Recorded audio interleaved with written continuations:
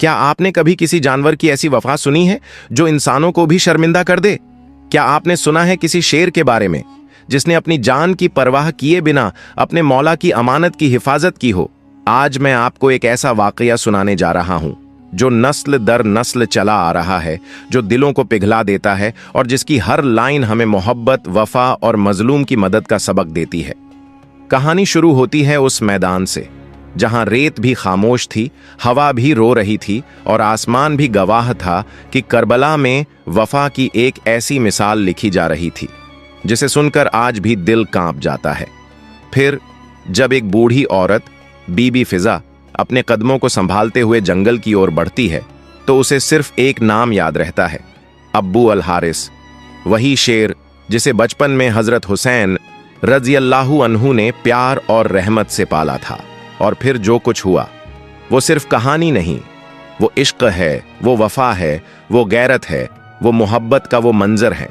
अगर आप करबला की इस अनसुनी रिवायत को दिल से महसूस करना चाहते हैं तो वीडियो को आखिर तक जरूर देखें, क्योंकि आज आप जानेंगे कि किस तरह एक शेर ने अपने मौला के लिए वफा का हक अदा कर दिया, ऐसी वफा जो कयामत तक याद रखी जाएगी।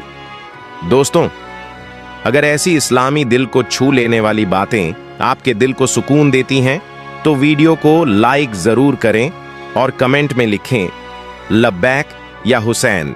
एक दिन का वाकया है जब हजरत अली रज़ियल्लाहु अन्हु मस्जिद में मौजूद थे और लोगों को दीन की बातें सिखा रहे थे। पूरा मजमा खामोशी से उनकी बात सुन रहा था। अचानक कुछ लोग डर और घबराहट में कांपते हुए मस्जिद में दाखिल हुए। हजरत अली रज़ियल्लाहु अन्हु ने उन्हें तसल्ली दी और वजह पूछी। उन्होंने कहा, मौला, एक बहुत बड़ा शेर हमारी तरफ आ रहा है, हमें बहुत डर लग रहा है। यह सुनकर हजरत अली रज़ियल्लाहु अन्हु मुस्कुराए और फरमाया, घबराओ मत, वह किसी को नुकसान नहीं पहुंचाएगा।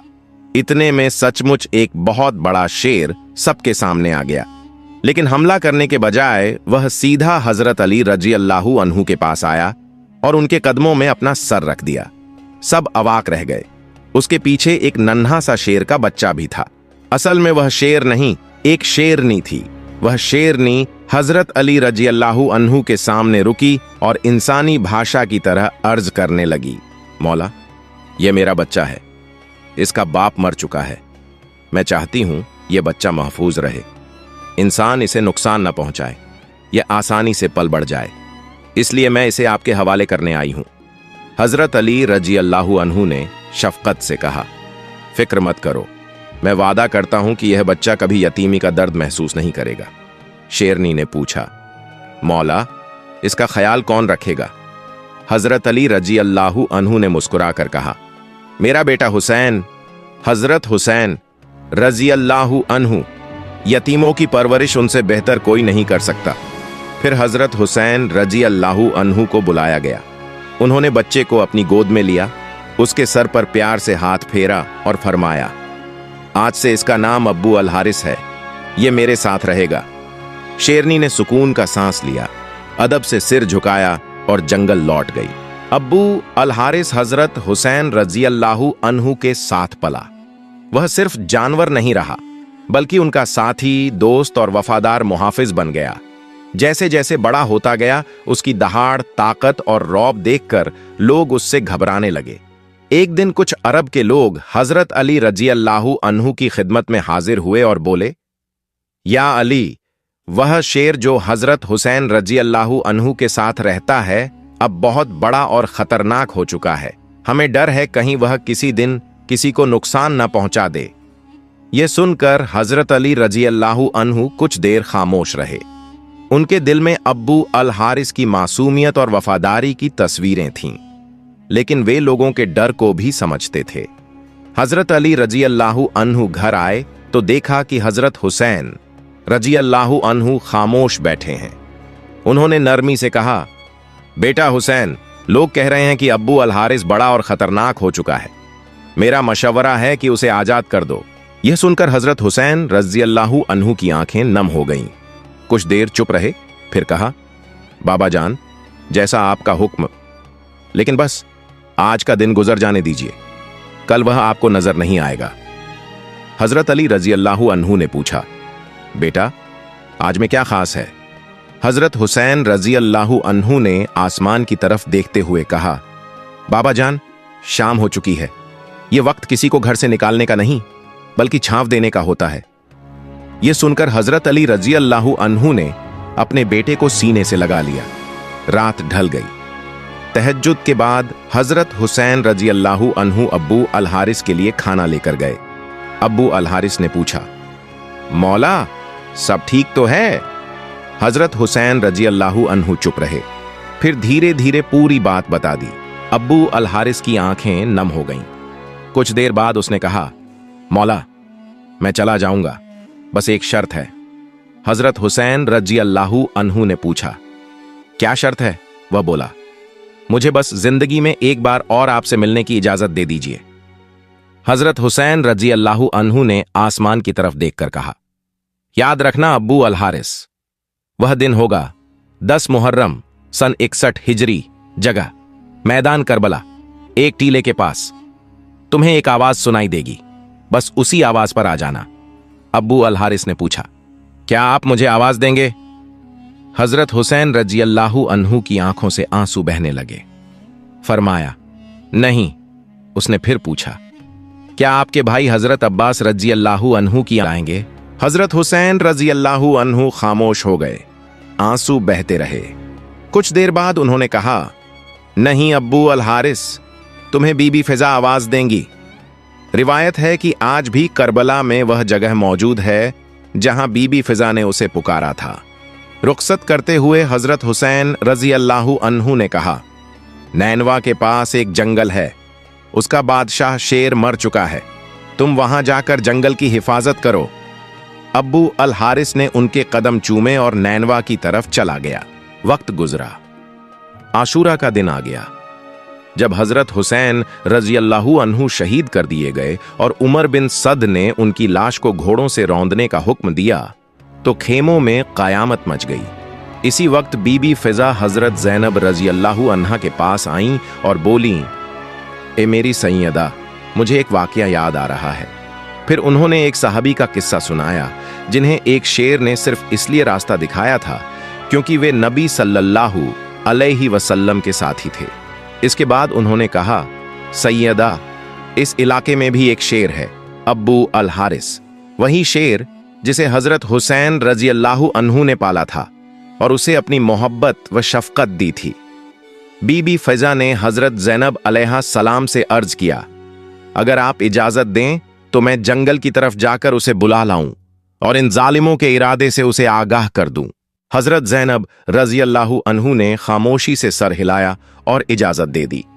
बीबी फिजा अपनी बढ़ी हुई उम्र के बावजूद एक अजीब सी फुर्ती और हिम्मत के साथ मैदान करबला से जंगल की ओर तेजी से चल पड़ी।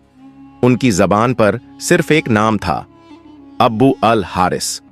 उन्होंने जंगल की तरफ रुख किया और बुलंद आवाज में पुकारा, ए अब्बू अल हारिस, तुम्हारे मौला ने तुमसे जो वादा लिया था वह दिन आ चुका है। बीबी की आवाज फिजाओं में गूंजने लगी। हवाएं सिसकती हुई सी चलने लगीं। पेड़ हल्के हल्के कांपने लगे। चंद लम्हों बाद अचानक झाड़ियों में हरकत हुई और जमीन जैसे हिल उठी और फिर वो शेर अब्बू अल हारिस बिजली की तरह दौड़ता हुआ बीबी फिजा के सामने आ खड़ा हुआ। बीबी फिजा की आंखों में आंसू आ गए। उन्होंने भराई हुई आवाज में कहा, ए अब्बू अल हारिस, क्या तुम्हें पता है ये जालिम क्या करना चाहते हैं? ये चाहते हैं कि तुम्हारे मौला हजरत हुसैन रजी अल्लाहु अन्हु की मुबारक लाश को घोड़ों से रौंद कर इतना मस्ख कर दें कि पहचाना भी ना जा सके। यह सुनना था कि अब्बू अल हारिस की आंखें सुर्ख हो गईं। उसने जमीन पर अपने पंजे पटके और फिर आसमान की तरफ चेहरा उठाकर ऐसी दहाड़ मारी कि लश्कर ए यजीद में एक लर्जा फैल गया। अब वो सिर्फ एक शेर नहीं रहा था, वो वफा, गैरत और इश्क ए हुसैन की जीवित निशानी बन चुका था। बीबी फिजा ने कहा, अब वक्त आ गया है अब्बू अल हारिस, अपना वादा पूरा करो। बस इतना सुनते ही अब्बू अल हारिस बिजली की तरह दौड़ पड़ा और बीबी फिजा के साथ साथ मैदान एक करबला की तरफ रवाना हो गया। वहां का मंजर बेहद दर्दनाक था। हजरत हुसैन रजी अल्लाहु अन्हु की मुबारक लाश तन्हा पड़ी थी। आसमान खामोश, जमीन साकित और फरिश्ते अश्कबार थे। अब्बू अल हारिस धीरे धीरे बढ़ा, मौला की लाश मुबारक के पास आया, जमीन पर बैठ गया, सर झुकाया और अपने मौला के खून से अपनी पेशानी को छू लिया, जैसे अपनी वफा की मोहर अपने माथे पर लगा रहा हो। रिवायत में आता है कि जब यजीदी फौज के सिपाही घोड़ों पर सवार होकर लाश को रौंदने आए तो उन्हें एक हैरान कर देने वाला मंजर दिखा। एक शेर हजरत हुसैन रजी अल्लाहु अन्हु की लाश के पास बैठा था। घोड़े उस मंजर से डरकर पीछे हटने लगे, कुछ बदक कर सवारों को गिराने लगे। किसी की हिम्मत न हुई कि मौला की लाश के करीब जा सके। यह कोई आम शेर नहीं था, यह अब्बू अल हारिस था, वही यतीम शेर जिसे हजरत हुसैन रजियल्लाहु अन्हु ने अपनी गोद में पाला था और आज वह अपने मौला के जिस्म की हिफाजत में पहरा दे रहा था। जब यह खबर उमर बिन सद तक पहुंची, उसका चेहरा पीला पड़ गया। वह बोला, इस बात को किसी पर जाहिर मत करना, यह एक फितना है। उसे पता था कि अगर यह राज फैल गया तो जुल्म का असली चेहरा दुनिया के सामने आ जाएगा। जब बीबी फिजा वापस खेमे में आईं तो उन्होंने हजरत ज़ैनब रजी अल्लाहु अन्हु से कहा, सैयदा, हजरत हुसैन रजी अल्लाहु अन्हु की लाश महफूज है, अब्बू अल हारिस वहां मौजूद है, जब तक वो है कोई जालिम करीब नहीं आ सकता। और सचमुच जब तक अब्बू अल हारिस उस सरजमीन पर बैठा रहा, कोई सवार, कोई खंजर, कोई घोड़ा हजरत हुसैन रजी अल्लाहु अन्हु की पवित्र लाश के करीब न जा सका। रिवायतों में आता है कि अब्बू अल हारिस कई घंटे, शायद कई दिन वहीं बैठा रहा। फिर एक रात जब करबला बिल्कुल खामोश थी और काफिला असीरी के लिए तैयार हो रहा था, हजरत जैनुल आबिदीन अलैहिस्सलाम ने हजरत ज़ैनब से कहा, फूफी, अब्बू अल हारिस से कहें कि अब वह लौट जाए, उसने वफा का हक अदा कर दिया है। बीबी फिजा फिर उसी हिम्मत के साथ गई। उन्होंने पुकारा, अब्बू अल हारिस, मौला का हुक्म है, अब तुम लौट जाओ। अब्बू अल हारिस ने उनकी तरफ देखा, उसकी आंखों से आंसू गिर रहे थे। वह उठा, हजरत हुसैन रजी अल्लाहु अन्हु की लाश के पास आया, आखिरी बार सजदा किया और फिर करबला की रेत से धीरे धीरे दूर चला गया। यह थी एक शेर की वफा, ऐसी वफा जिसने इंसानों को भी पीछे छोड़ दिया, जो जालिमों के सामने चट्टान बन गई और जिसने कयामत तक के लिए यह ऐलान कर दिया, मैं हुसैन का हूं और हुसैन मेरा मौला है। प्यारे दोस्तों, एक बात याद रखें, यह वाकया कुरान या मुसंद अहादीस में नहीं मिलता, बल्कि यह एक आवामी रिवायत है जो लोगों की मोहब्बत और अकीदत के तौर पर कही जाती है। हमारा मकसद इसे इतिहास साबित करना नहीं, बल्कि हजरत हुसैन रज़ियल्लाहु अन्हु से मोहब्बत और वफा का जज्बा आप तक पहुंचाना है। हदीसों में रसूल पाक ने फरमाया है, जो मजलूम की मदद करता है, अल्लाह क़यामत के दिन उसकी मदद करेगा। मुस्नद अहमद 24,453। और एक और हदीस, जो मखलूक़ पर रहम नहीं करता, अल्लाह उस पर रहम नहीं करता। सहीह बुखारी 5,997। यानी मजलूम की मदद और हर मखलूक, चाहे इंसान हो या जानवर, पर शफकत ईमान की निशानी है। अब्बू अल हारिस पर हजरत हुसैन रज़ियल्लाहु अन्हु की रहमत और उस शेर की वफा इन्हीं हदीसों की जिंदा मिसाल है। प्यारे दोस्तों, करबला का यह वाकया सिर्फ एक कहानी नहीं, यह वफा का वो समंदर है जिसकी गहराई को आज तक कोई नाप नहीं पाया। यह उस मोहब्बत का बयान है जो इंसानों से आगे बढ़कर जानवरों के दिलों में भी उतर जाती है। अब्बू अल हारिस एक शेर, लेकिन वफा में, एहसास में, मोहब्बत में इंसानों से बढ़कर। उसने साबित कर दिया कि अगर दिल में इश्क हुसैन हो तो खामोश मखलूक भी तकदीर बदल देने का हौसला रखती है। सोचिए, कितने दर्दनाक हालात थे, कितनी खामोशी थी, और मैदान करबला में एक शेर अपने मौला हजरत हुसैन रज़ियल्लाहु अन्हु की लाश मुबारक की निगहबानी कर रहा था। जब तक उसका दम था, किसी जालिम में हिम्मत ना हुई कि करीब भी आ सके। यह वाकया हमें सिखाता है कि वफा, मोहब्बत और रहमत ये सिर्फ अल्फाज नहीं, बल्कि ईमान की पहचान है। और अगर दिल में ईमान हो जाए तो इंसान ही नहीं, जानवर भी वफा की ऐसी मिसाल बन जाते हैं जो सदियों तक याद रहती है। सहरा-ए करबला, जहां अभी कुछ लम्हे पहले तलवारें टकरा रही थीं, घोड़े सरपट दौड़ रहे थे। तलवारों की चमक आंखें चौंका रही थीं। उसी जमीन पर अब एक गहरी, डरावनी लेकिन रूहानी खामोशी उतर आई थी। वो खामोशी जिसे समंदर भी नहीं तोड़ सकता, वो खामोशी जिसमें आसमान तक रोने लगता है। इमाम हुसैन रजी अल्लाहु अन्हु ने अपनी आखिरी सजदा गुजारी पूरी कर ली थी। उनके खून से रंगी रेत मानो शहादत का ताज पहने खड़ी थी। कहते हैं जब हुसैन रजी अल्लाहु अन्हु की शहादत हुई तो आसमान की रोशनी फीकी पड़ गई, हवाओं ने अपना रुख बदल लिया, करबला की रेत ने गर्मी छोड़ दी, मानो खुद जमीन ने मातम पकड़ा हो। कहते हैं उस दिन हवाएं भी सिसक सिसक कर चल रही थीं। हर झर्रा गवाही दे रहा था कि आज इंसानियत का सरवर गिरा है। लेकिन हक़ बुलंद हो गया। खैमे की तरफ से आवाजें आने लगीं। बीबी ज़ैनब सलामुल्लाह अलैहा, जिनकी हिम्मत पर आसमान को भी नाज है, उन्होंने एक एक बच्चे को सीने से लगाया और उनकी आंखों में जो दर्द था वह करबला की रेत ने हमेशा के लिए अपने सीने में कैद कर लिया। अली असगर की मां, उनके सुर्ख होंठ जो 6 महीने के बच्चे को पानी मांगते रोते देखते थे, आज बस खामोश थीं। ऐसी खामोशी जो इंसान को अंदर तक जला दे। बीबी सकीना अपने बाबा की तलाश में भागती हुई बाहर आईं, लेकिन सामने जो मंजर था उसे देखकर चांद भी अपनी रोशनी खो बैठा। उन्होंने हुसैन रजी अल्लाहु अन्हु के लहूलुहान जिस्म को देखा और मासूम आवाज में बस इतना कहा, बाबा आप हमें अकेला छोड़ गए।